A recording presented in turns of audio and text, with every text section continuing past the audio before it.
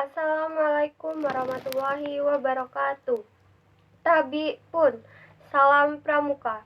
Nama Indah Fiona Fitri, NPM 2013022057.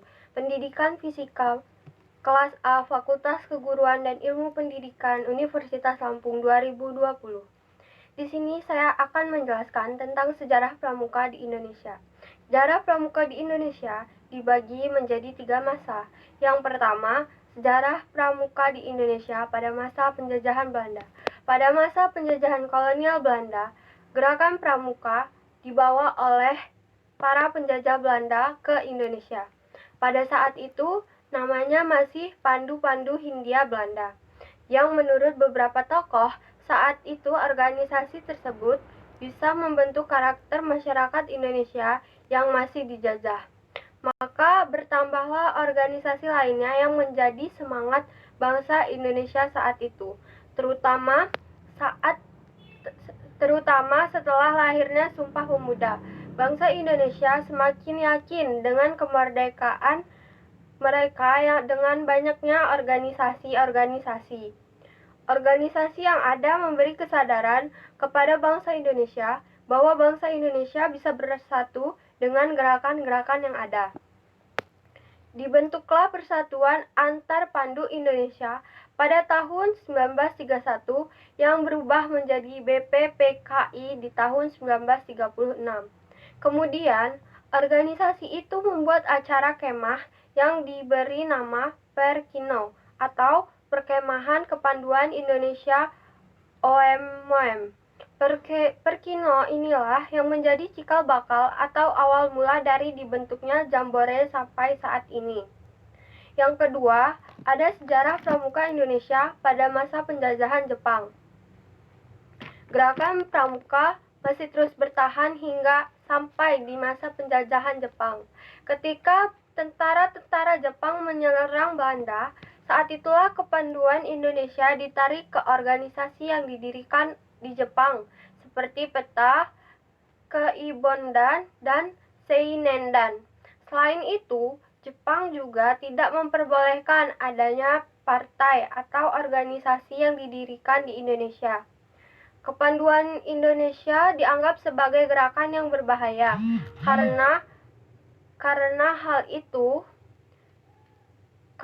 itu bisa meningkatkan persatuan dan kesatuan bangsa Indonesia.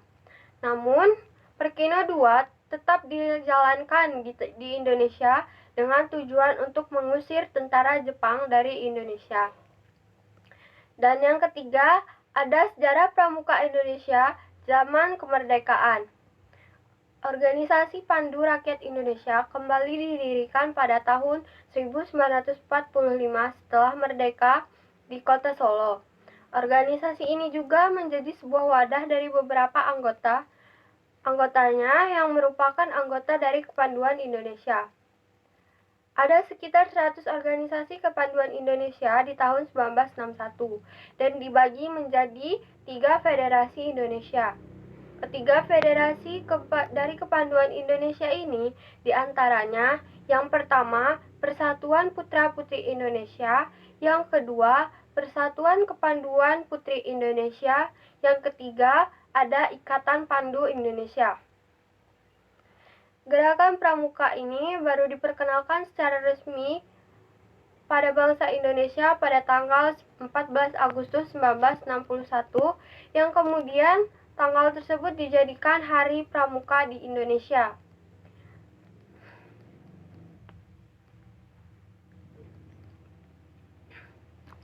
Pesan, sebagai warga negara Indonesia yang baik, kita harus mengenal sejarah pramuka sejak awal di Indonesia.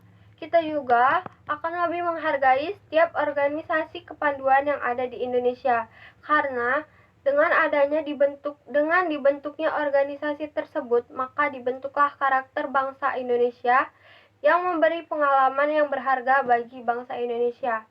Jadi, kita sebagai warga Indonesia harus memelihara dan tetap menjaga persatuan dan kesatuan tersebut dan harus tetap mengikuti organisasi-organisasi yang ada di Indonesia.